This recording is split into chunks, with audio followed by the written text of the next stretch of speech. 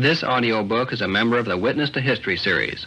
It is entitled The Tragic Truth About the FDR Era, Volume B, The New Deal and World War II.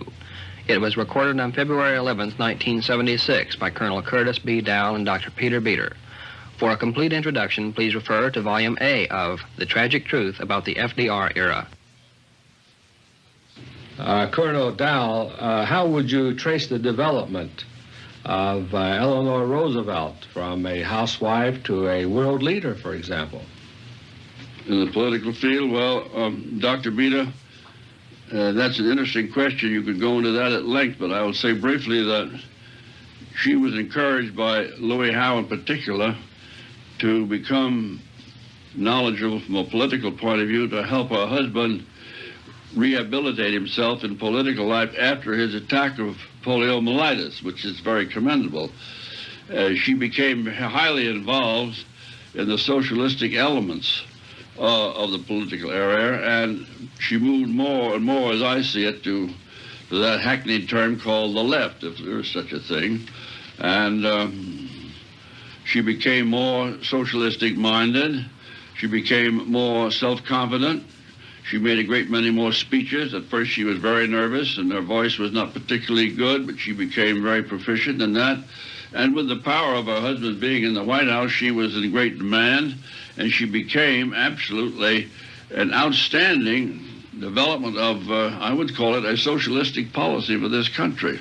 How would you compare her with the wife of Woodrow Wilson, for example? There's no comparison whatsoever. The wife of Woodrow Wilson, Mrs. Galt, she was just looked after Woodrow Wilson's health in his latter years, and Eleanor Roosevelt was a figure in the political world entirely, quite in addition to that, but on her own.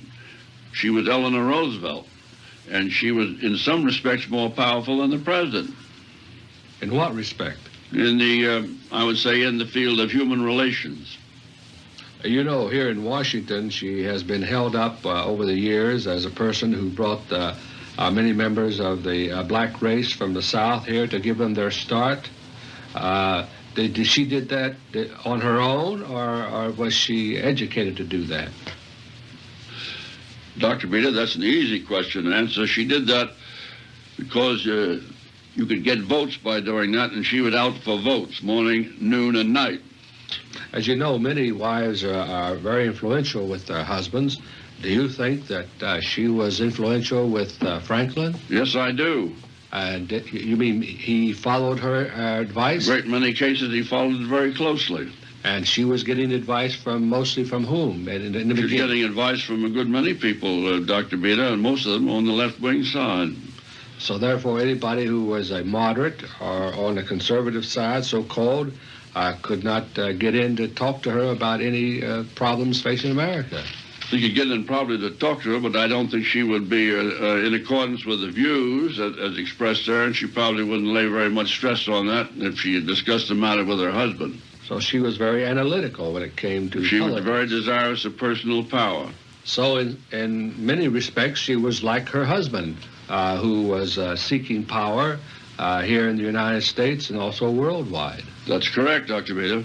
Now, when she was that powerful, being the wife of the president, did she also know about the Council of Foreign Relations, or did the president? Sure she knew all about it, yes. Because the president, as I recall it, he appointed Norman Davis to be the first president of the Council on Foreign Relations. I knew Norman Davis, and that's when they were setting it up. They set it up shortly after the end of World War I, but it grew in power, and the Council of Relations along in the 30s was very powerful as it is today, even more so today. Could you tell us a little bit about the Council of Foreign Relations, Colonel?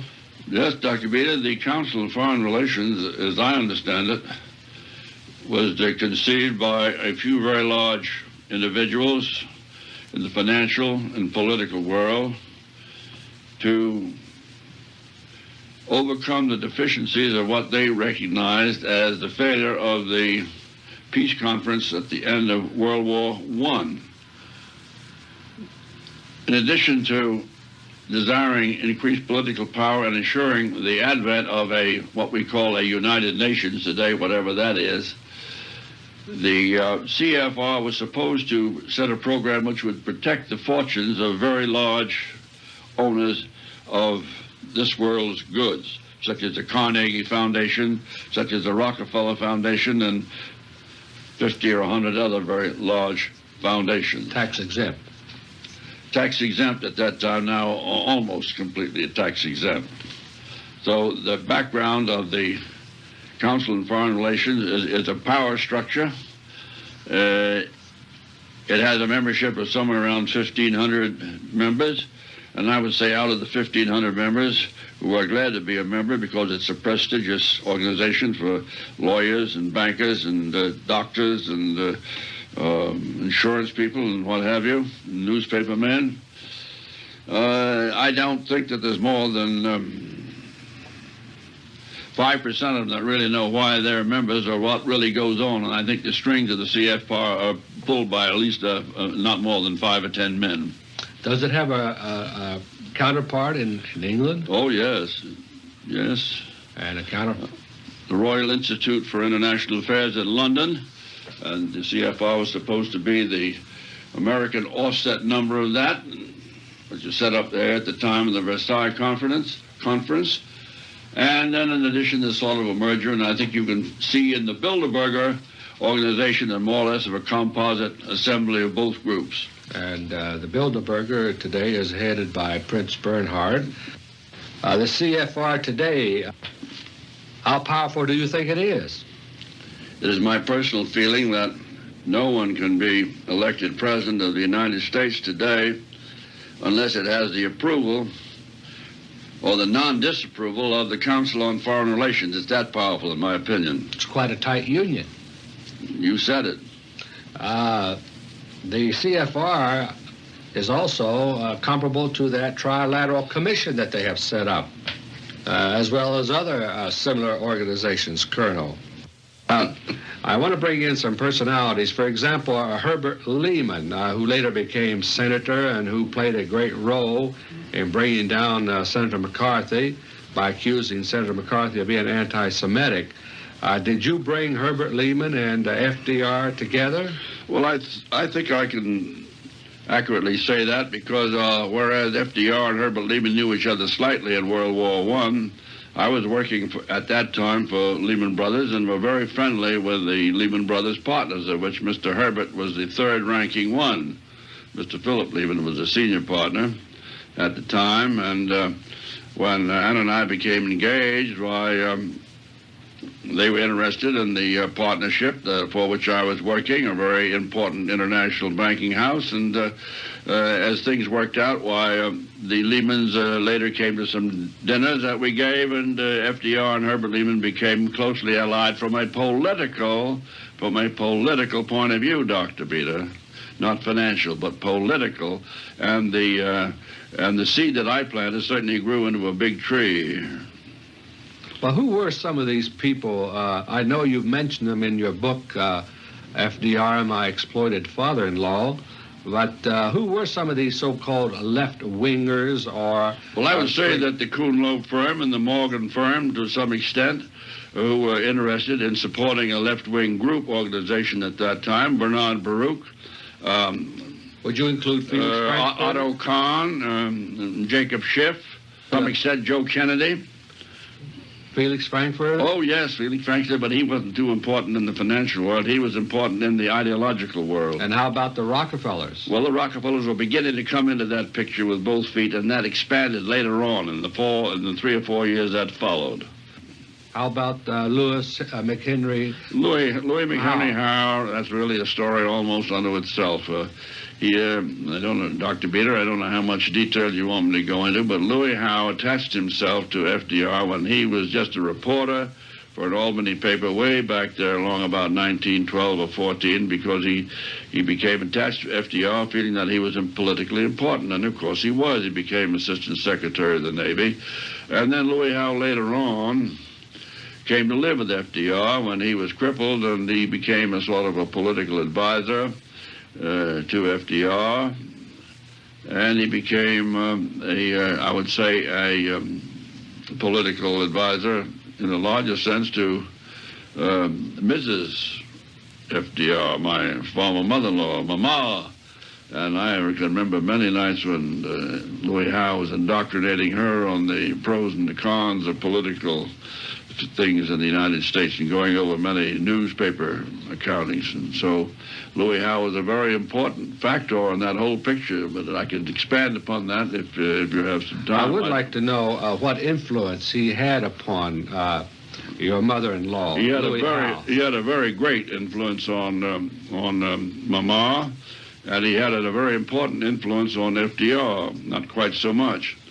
But Louis Howe was a very close touch with the big left-wingers, and Louis Howe and I were always at loggerheads. We never agreed on anything. He was very down on Wall Street, and yet he went down to Wall Street to get money to support the political program, and so Louis Howe and I were not at all friendly. I think that Louis Howe was a very close political advisor to both FDR and Mama, increasingly so after 1930. Did you have occasion to meet any other important people who came down from New York City to be with the administration, or people who wanted to have jobs with you? Henry Morgenthau Jr. had this big suite at the hotel, and he invited me out there for dinner one of these evenings, and I went out there and had dinner with him. Henry and I are pretty good friends, at least we were up to a point. He was the son of old Uncle Henry. We used to call him, he was the ambassador to Turkey in the Woodrow Wilson regime. Mrs. Roosevelt and Nana were attending a very distinguished woman's party that evening. So Henry took it upon himself to invite me out for dinner. He inquired certain questions from me and tried to use those questions to his own advantage, that I answered very naively as an old friend. Colonel, how was it that Henry Morgenthau Jr., how come that he was so important that he could ask you, who was a member of the family in the White House, to come to have dinner with him at his hotel? Well, Dr. Beter, there's a lot behind that picture, and I'll have to go back and tell you a little bit of history, that his father, old Uncle Henry, was quite an operator in business deals and in Bronx real estate, and made a great deal of money out of Bronx real estate with others. You mean Bronx, New York? Bronx, New York. It seems that he, in one of his promotions, became heavily involved in financing the Photomaton Corporation, both here and in New York and in London. And FDR put quite a little money in it. Apparently the Photomaton deal flopped. FDR lost a lot of money in it, which is probably put up by Granny. But at that time, he apparently discussed this matter with old Uncle Henry. And he said, "Now, Uncle Henry, I want you to make me whole on this deal, and I'll always remember your favor in respect to your son, Henry Morgenthau, who comes over to Hyde Park all the time, and Henry doesn't know very much about finances, you know, but I'll try to help him." So the deal was worked out where FDR was made whole, and Henry Morgenthau Jr. was put on the preferred list. What type of questions would he ask you? Well, toward the end of the meal, he got out a pad of paper there, and he said, "What specific suggestions would you have for the Democratic Party to improve the situation in Wall Street?" Well, I gave him a few answers, and he wrote them down on paper there, none of which was self-serving to me, as I was meticulous and always had been, not to inject my personal business with FDR's business. Although the other members of the family didn't observe that, shall I say, that those sentiments. So he asked me these questions, and I told him and a few little suggestions as to how the business of the commodity department should be handled, spread around to various people and not monopolized by one or two brokers. And I made 2 or 3 other suggestions I thought would be helpful in a general way. I completely forgot about the dinner with Henry Morgenthau till about 3 or 4 weeks later on, when in New York City, Anna had come over there, and she said to me, "We have to be more careful with you, Curtis, because you have made some dangerous statements. When I was sitting on Pa's bed yesterday morning, Henry Morgenthau Jr. came in there, and he said, 'We have to be careful.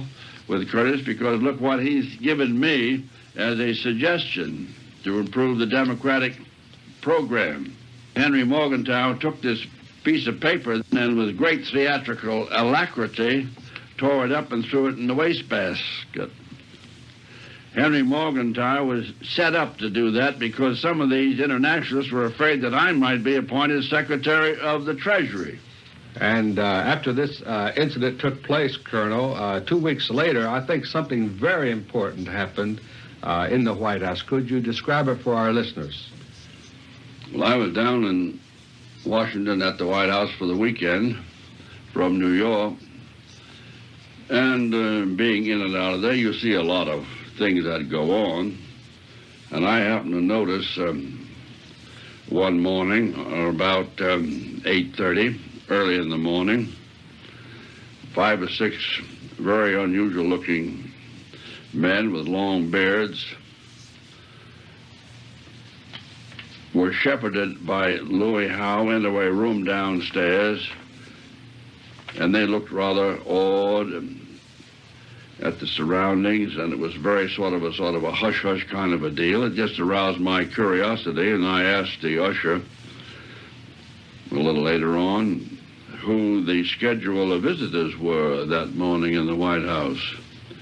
I said, did Mr. Howe have 5 or 6 friends listed as callers? Because there is a callers list, you know, Dr. BETER, in the White House is a callers list. And he looked the list over very carefully. He said, no, I don't see anything here that Mr. Howe is receiving any early morning guests. So that further aroused my curiosity. And later on, I asked Louis Howe about that. And what did he say? Well, this meeting, this rather colorful meeting, it took place about 1 day or 2 days later in the evening. It was about 9:30, and I was about to go to bed, and I stopped on the second floor of the White House to say goodnight to Mama. Louis Howe was there discussing certain political matters with her. The 3 of us stood in the hall, and I made a remark to Mama that I felt that certain observations in respect to Wall Street could be better phrased coming out of the new political regime in Washington, as I was vitally concerned there, and I knew the tempo of Wall Street. Louis Howe felt called upon to inject himself into the picture and criticize my remark. Stung me a little bit, and I said, Louis, who are you to tell me what I'm supposed to say if I want to Mama? And I said, furthermore, I want to ask you a question. I said, who were those long-bearded goats, 5 or 6 of them, that you shepherded in this room at the White House early this morning that were not on the callers list? Now, you tell me. He's turned sort of pale, I thought, and rocked on his feet, and so did Mama to some extent. Dr. BETER, I said every one of those long-bearded goats, and I repeat the word, looked like they came right out of communist Russia, and I believe they had. That was about the end of the conversation, and I said goodnight and departed, and I never saw him again, Dr. BETER. So that died about a year later. And then FDR had a difficult time replacing him, and they finally got a hold of Harry Hopkins. I believe that Harry Hopkins was one of the instigators of sending some money plates to Russia. Did you know about that? Yes, I've studied that, and I read some very interesting material by Major Racy Jordan. Harry Hopkins, as I recall it, was brought in to be an important assistant to FDR after the demise of Louis McHenry Howe. He was, his record was that he was a very liberal minded man that was easily dictated to by internationalists, and he probably had the backing of some of the leading internationalists. Otherwise, he wouldn't have been put there, and he rose rapidly, and pretty soon FDR began to lean on him very heavily, and as FDR's health waned, why Harry Hopkins became almost a sort of an assistant president, you might say. Was he very close to Eleanor? They lived in the White House, and I think that she thought very well of his political philosophy. Going to some of the people that you knew personally, Colonel, did you meet a Mr. Landis? Yes, I knew him very well. We were in school together at Mercersburg. James Macaulay Landis was his name. That's it. And he started out in the class in Princeton with the same class that I was in, the class in 1920. Landis was a very bright student, and he later became closely associated with Professor Felix Frankfurter of Harvard, later of Washington fame. And in one of my discussions about Landis with Felix Frankfurter, I'm afraid I offended him by suggesting that maybe Landis, and his nickname was Chink Landis, he was slightly liberal, as I put it, but that didn't please Mr. Frankfurter. Why was that? Because Mr. Frankfurter was very far to the left himself. In fact, I think he was highly involved in even more left-wing operations than that, because he used to get top secret and secret material from communist cells way back as far as 1916. And I've seen some documents to show that Mr. Frankfurter was very, very closely connected with the communist revolution and its movements while he was up there in New England. Then he was one of the pillars of the New Deal. That's right. That is right. And what role did Barney Baruch play in that? Well, he was one of the main pillars of the New Deal and the Democratic administration, which will put Franklin Roosevelt in the White House, Dr. Beta. Who were the members of this so-called brain trust, and where did it originate? The idea of the words brain trust. Well, I didn't develop that idea. I don't know. I think it's just the creature of some newspaper reporter that happened to catch on. And I've covered a good many of the people in there in our discussions here who were in that group. I mentioned Felix Frankfurter a short time ago as being one of the important pillars of the New Deal. Yes.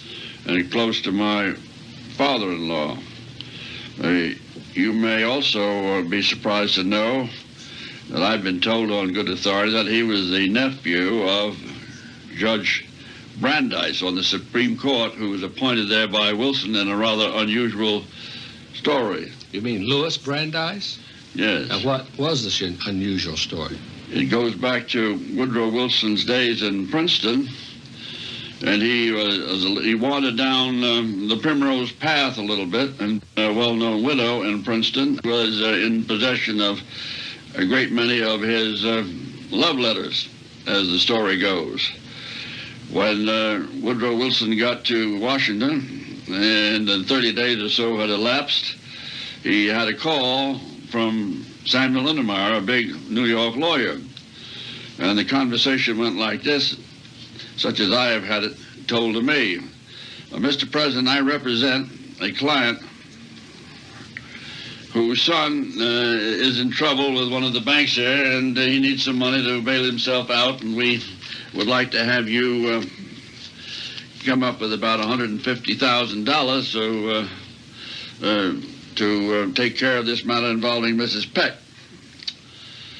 And I think I can get the matter settled for that figure. Well, the president is reported to have said, well, Mr. Unnemeyer, I haven't got that kind of money, but let me think it over. Come back in a couple of weeks. So Mr. Unnemeyer came back in a couple of weeks, and he said, I think we can settle this for slightly less. But again, the president said, well, I haven't got that kind of money. And so then Mr. Unnemeyer said, well, he said, Mr. President, I have an idea, and I can discuss this with my associates. There's going to be an opening shortly on the Supreme Court, and if you would agree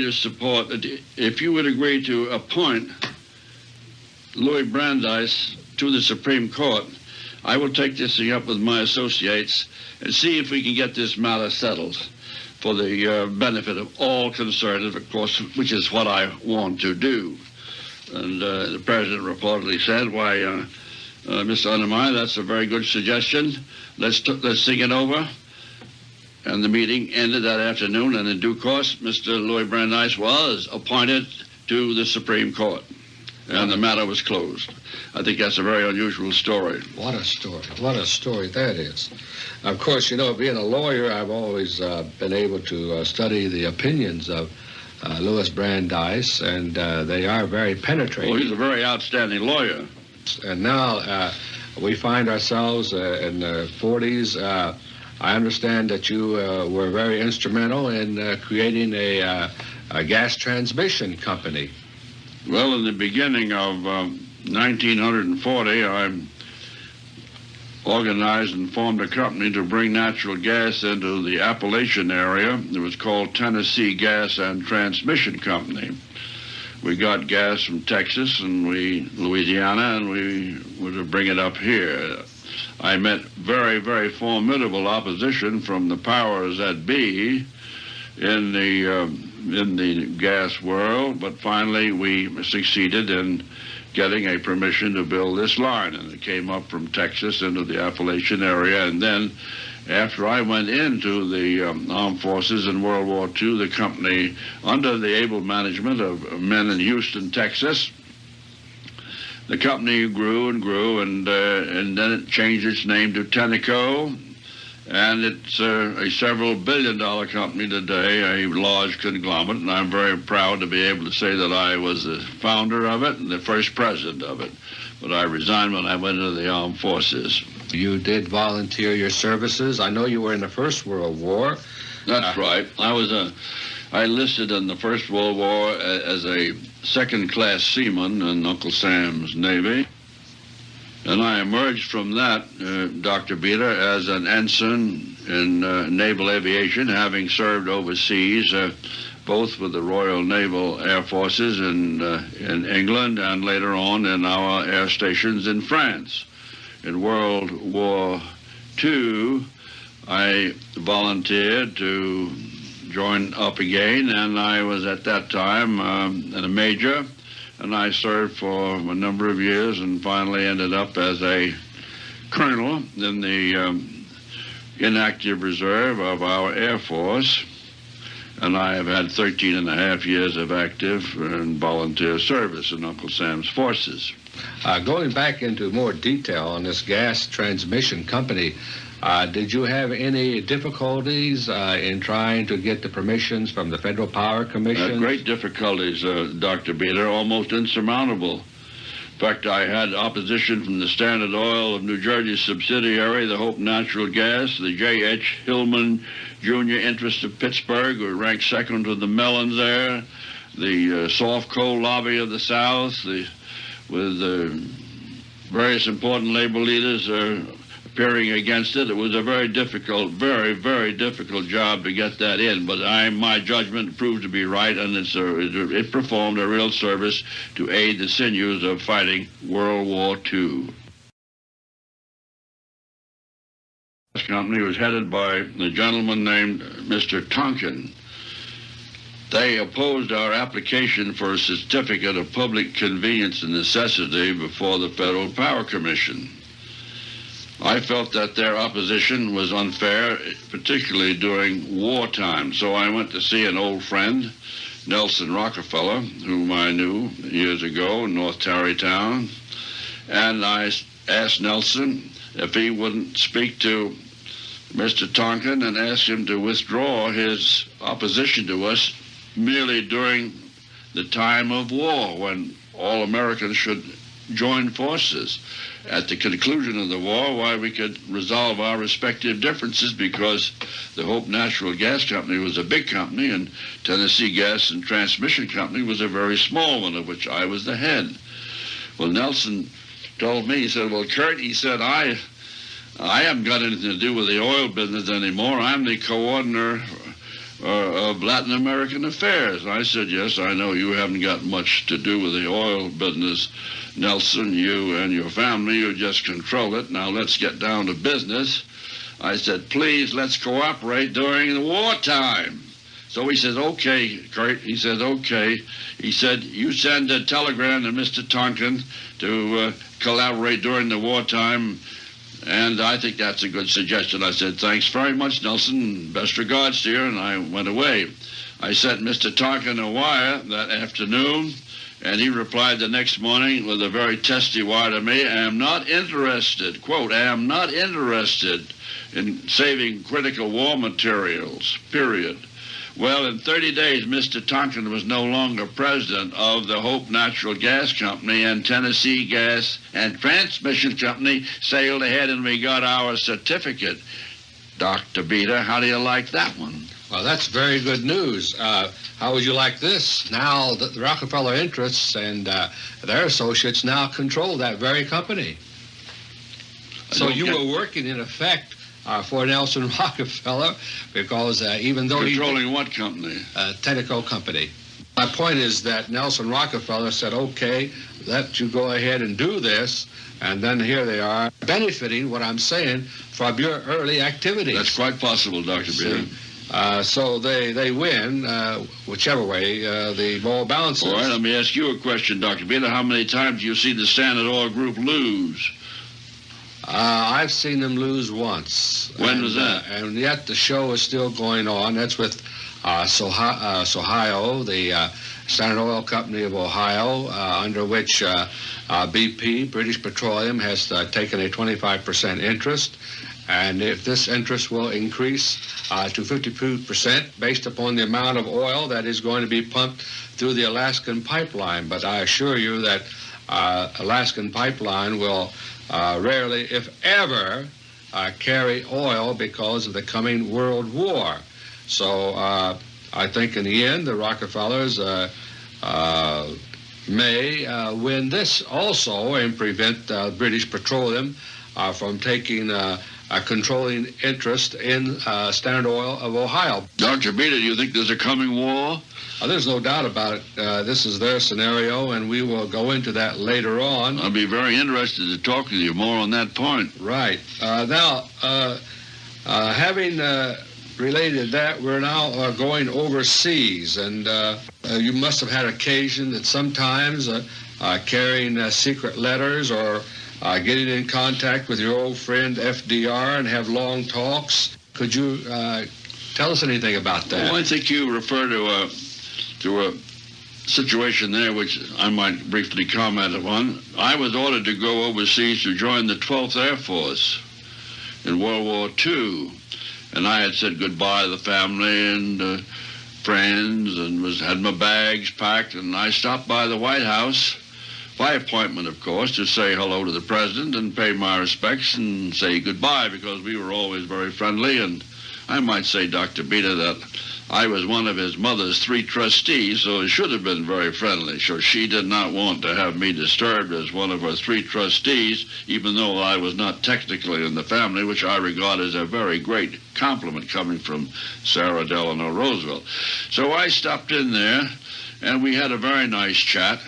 And he seemed to want to talk longer and longer, and I noticed out in the hall there was about 15 or 20 people waiting to see him. People would come in, open the door to see if everything was going on, and he'd wave them out, and he and I still kept talking there. And he said, I would like to have you deliver a letter to my son Elliot.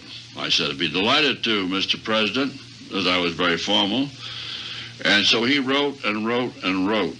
And heads would pop in the door, and finally he gave me this letter.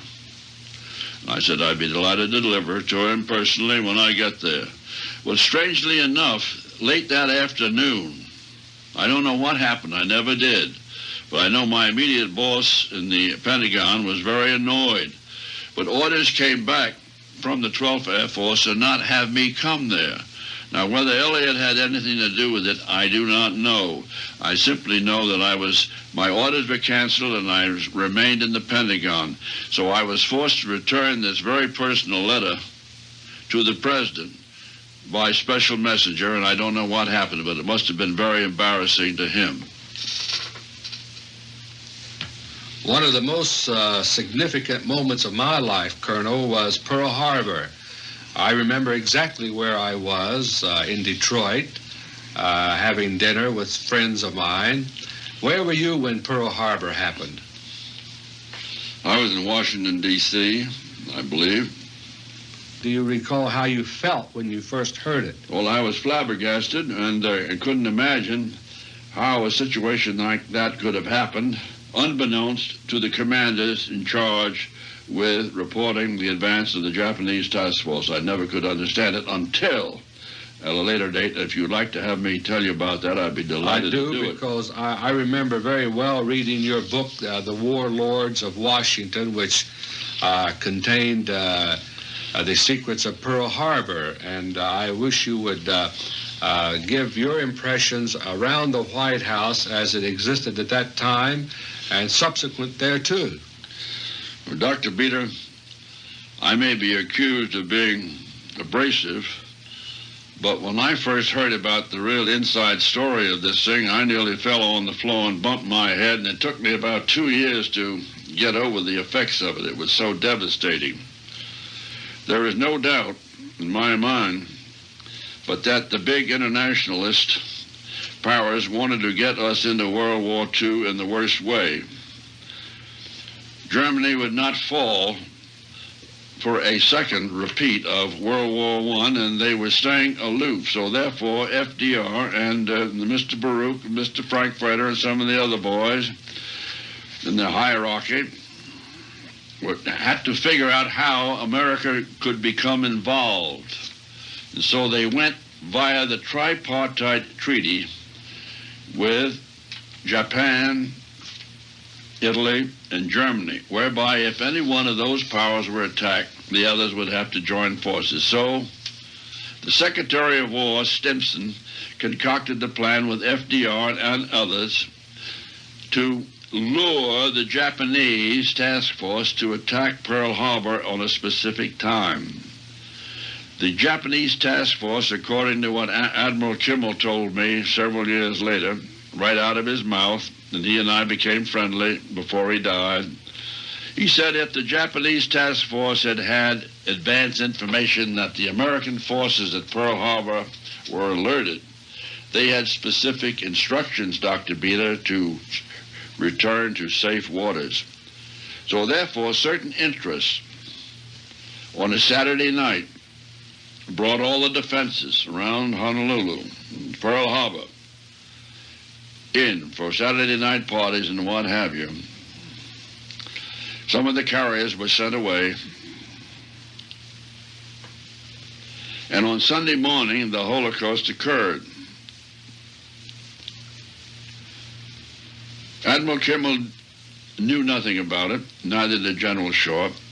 Admiral told me that he got the message from General Marshall at 2 o'clock in the afternoon to be alerted, when the bombs started to fall on Pearl Harbor at 7 a.m. that morning. And the whole thing is one of the most horrendous examples of perfidy that I have even ever read about or can envision. As I said, it took me about 2 years to get over it. Now, you've asked me some very pertinent questions. Yes, I think the President and his group around him, including General Marshall, whom I regard as a sort of a traitor, they knew about when this attack was going to happen because FDR had insulted the Japanese. They didn't know exactly to the minute, but the attack from the Japanese was imminent. And when General Marshall went to see Admiral Stark early on the morning of November 7th, 1942, Admiral Stark says, "General, this means war. Let us immediately warn General Short and Admiral Kimmel over our new radio. It's pretty fast. We can get that news out there in a half an hour." General Marshall was reported to have said, "Don't do that. Leave it to me. I will advise them." He did so. And Admiral Kimmel told me he got a wire by Western Union that reached him at 2 o'clock in the afternoon when the bombs started to fall at 7 a.m. the next morning. Dr. BETER, how do you like that? I think that's simply incredible to me to understand. This is what I can't understand, Colonel. I remember very well, and I heard it on the radio several times back in 1940, and I want to quote, "And while I am talking to you mothers and fathers, I give you one more assurance. I have said this before, and I shall say it again and again and again. Your boys are not going to be sent into any foreign wars." unquote. That was President Franklin Delano Roosevelt in his campaign speech in Boston on the eve of the 1940 election. Now, remember, he said, "Your boys are not going to be sent into any foreign wars." What do you say, Colonel Dall? What do I say? I would say that that statement was a deceitful one. I would say that the catchword in there is the word foreign. Pearl Harbor is not foreign. It's part of the U.S., and I think it's part of the plan to involve us in the World War largely to serve the best interests of international bankers and the Communist Party. Getting back to the sources that you mentioned, this personal primary evidence, I have also primary evidence to the effect that Pearl Harbor was left defenseless, and that the people in charge there after it occurred, those who survived, literally cried on the shoulders of doctors who treated them, and they kept asking why, and many of these people were broken and disheartened, and some of them even committed suicide. Well, Dr. Vita, it's a very tragic subject. I would say that the forces at Pearl Harbor were not rendered defenseless. I would say basically they were not duly alerted. Most of the important carriers and other important vehicles had been deliberately removed, but the factor of surprise on the early Sunday morning attack by the Japanese was what they counted on, and they caught everybody unaware because nobody suspected anything of it. I have before me an article by Colin Cross of the London Observer, and he wrote last January from London, quote, "President Franklin D. Roosevelt was so eager to get Americans into World War II in 1941 that he went out of his way to provoke incidents which could be represented as German aggression against America, according to British documents now declassified. The documents also show at least that this was what Roosevelt was telling British Prime Minister Winston Churchill in the summer and autumn of that year. This is revealed in secret wartime British cabinet documents for 1941-1945. Continuing to quote, Colonel, Roosevelt was obviously determined to come into the war, Churchill said. If he were to put the issue of peace or war to Congress, they would debate it for 3 months. The President, yes, the President had said that he would wage war but not declare it, and that he would become more and more provocative. If the Germans did not like it, they could attack the American forces. That's exactly what Roosevelt did. He waged war, but did not declare it. So Colonel, Pearl Harbor hastened our entry into the Second World War, and could you tell us whether or not there were any acts which could have hastened peace? Dr. BETER, I recall one particular cogent incident which could have shortened World War II by 17 months and saved thousands and thousands of lives and enormous treasure and suffering. George Earl was a governor of Pennsylvania for a long time, and he was a close friend of FDR at Harvard.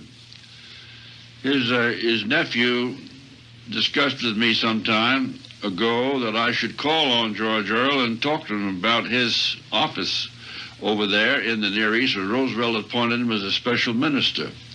I did so, and after several hours I came away with an ear-popping story, because George Earl was approached by Admiral Canaris of the German Secret Service to say that if America would drop the very abrasive policy of unconditional surrender as put forward by some of our internationalists, that the German people would like to get out from under the reign of Adolf Hitler. And if assurances could be given to him that a less than unconditional surrender could be obtained from Washington, forces were then in action to eliminate Adolf Hitler. George Earl contacted Washington unsuccessfully several times.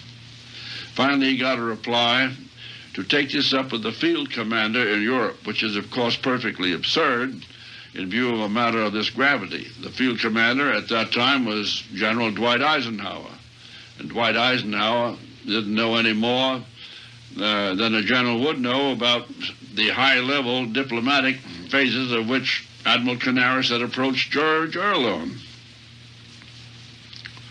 Nothing happened, to the regret of George Earl, and he came back to Washington expressing great indignation. FDR said, well, if you're going to feel that way and talk about it, I'm going to send you to Samoa, which he did at the close of World War II. George Earl spent the remaining months in Samoa when he was a very, very erudite and very informed minister. So you can see that the forces in Washington did not want to foreclose World War II until the German people had been exhausted, which is a very, very tragic mistake.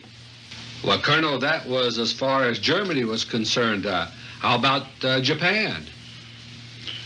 Well, I think it's very well known, Dr. BETER, that Japan, several months prior to the close of the war, tried to negotiate a surrender program, but the powers that be here in Washington did not want that to happen at the time until they would be able to demonstrate the power and destruction of the atomic bomb, which was demonstrated to the horror of many people throughout the world in Japan. Japan was ready to surrender months before the bombing of Hiroshima. Of course, you know, our experience has shown that certain people do believe that war does alter the structure of life of a nation. Many people cannot believe that peace to these people really means war and complete control over the lives and properties of a nation. Do you believe that this philosophy could have come into it at that time? I certainly do, Dr. BETER, because war is a policy of international bankers and their conniving policies.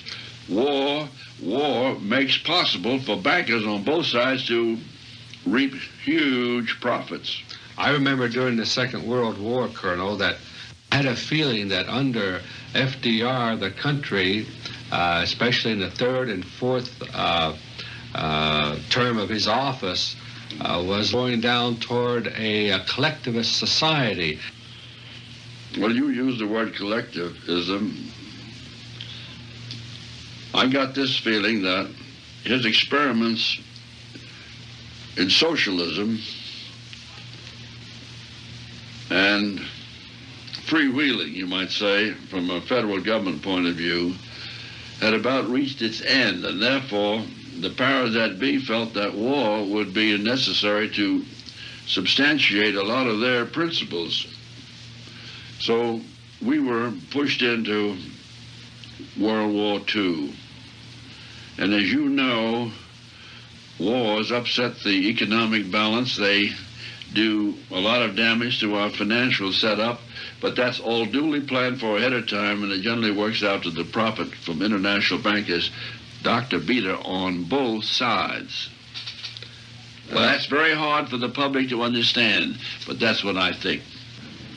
Being from Wall Street, Colonel, you have heard many stories about the Russian Revolution being supported by Wall Street.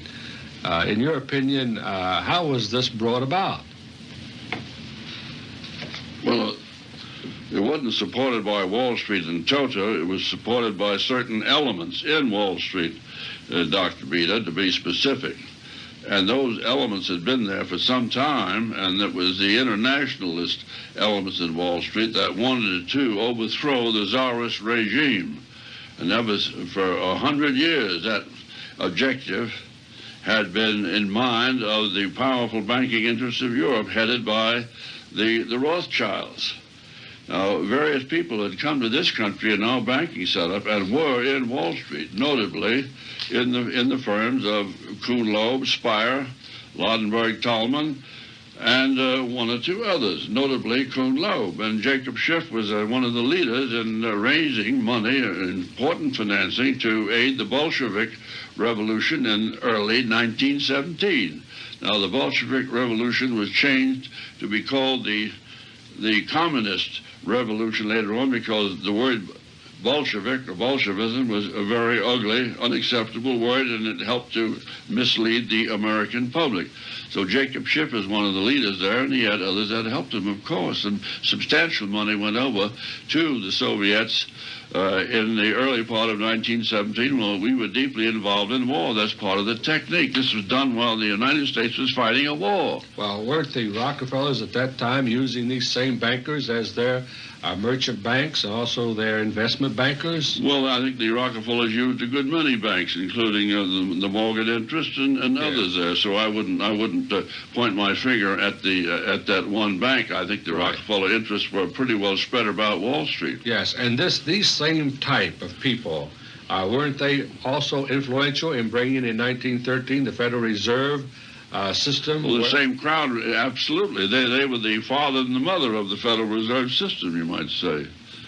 We're on the verge of another war, another Third World War, and the forces are now gathering to make us complete slaves.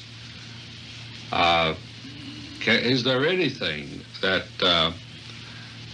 can stop these people from bringing about this war?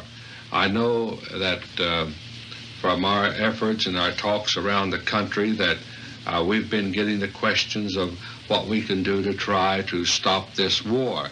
And as you know, I've been giving advice as to what people can do to help themselves and to help this country.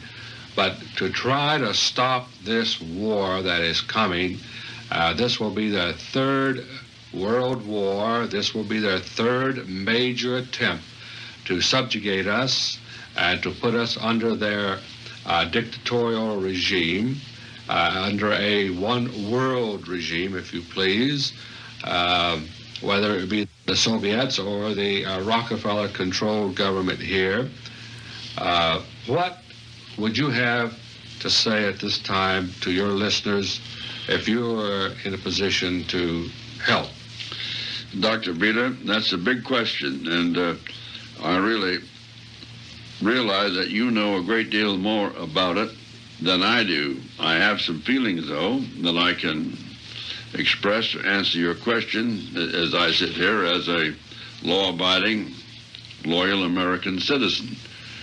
I think you have to realize that the major foment that we're subjected to is to establish a dictatorial one-world government and have a group of people in the know, in the control there, control all of the money of the world and the economic markets in respect thereto.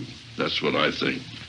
Colonel, the Rockefeller dynasty, the Roosevelt dynasty, both of these dynasties have benefited from everything here in America. Why do they continually go forward with their alliances with Soviet Russia?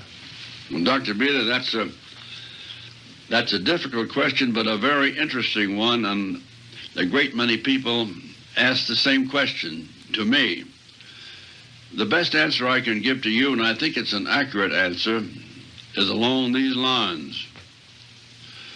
The few outstanding leaders of great wealth, super rich we might describe them, can be called corporate socialists, as contrasted with communism, which is state socialism, and which caters to the so-called proletariat. There is absolutely no difference between corporate socialism and state socialism, except the identity of those which control each group respectively. The communist has no more idea, the average communist has no more idea of the fact that great wealth supports the communist movement of which he's a part. He's supposed to fight the wealthy and supposed to fight capitalism as his arch enemy. It is ironical to realize that they finance to a large extent the movements of the state socialists. And you might say, why do they do this? The answer is, when you have a lot of money, most people want to get more. If you're greedy to start with, you become more greedy. And soon the geographical limits of a country vanish, and a man begins to think on an international plane. The super rich group in this corporate state, the corporate socialists, they want profits. They want increased profits. They want increased markets. They want increased control of the world's money supply. The whole communist setup in Soviet Russia is an experiment by the super rich to move world socialism along. And therefore, my answer to you is that if the American people understood what motivated our communist program in our State Department, there would be a revolution of some sort. Now, maybe Thomas Jefferson is right when he said that there should be a revolution every 30 or 60 days if our government got out of hand here. It seems to me that our government is out of hand here in this country because it's overly influenced by the corporate socialists in New York and in the capital centers of the world. Does that answer your question? Yes, it does, Colonel Dall. I want to thank you very much for appearing with us here today and informing the American people, making them aware of the dangers that are facing them. And I look forward to another serious discussion with you. And on behalf of our listeners, may I say God bless you and keep you forever. Thank you, Dr. BETER. It's been a pleasure to be with you. And I hope that the American people, in listening to our frank exchange here tonight, will get some ideas whereby we can save our country and the fine heritage which we have had handed to us from our forebears.